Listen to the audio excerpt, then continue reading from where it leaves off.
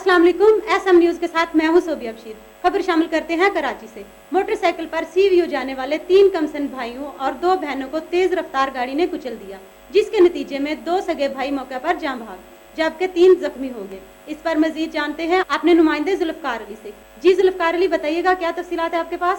जी बिल्कुल, मोटरसाइकिल पर सीवीओ जाने वाले 3 कमसन भाइयों और 2 बहनों को तेज रफ्तार गाड़ी ने कुचल दिया, जिसके नतीजे में 2 सगे भाई मौका पर जहां बाक हो गए, 3 जख्मी हो गए। इसके अलावा दीगर इलाकों में ट्रैफिक हादसात और करंट लगने से 5 अफराद जहां बाक हो गए। नेटी जेटी पुल पर तेज रफ्तार गाड़ी ने मोटरसाइकिल सवार 3 कमसन भाइयों और 2 बहनों को रौंद डाला। हादसे के नतीजे में 2 भाई मौका पर जहां बाक और 3 शदीद जख्मी हो गए। लाशों और जख्मियों को सिविल अस्पताल मुंतकिल किया गया। जहां बाक होने वालों की शिनाख्त 15 साल उम्र, 4 साल अवैस के नाम से हुई है, जबकि जख्मियों में 7 साल अब्दुल हादी, 6 साल महबा और 5 साल अफशा शामिल हैं। जी बहुत शुक्रिया जुल्फकार, हमें तफसीलात से आगाह करने के लिए।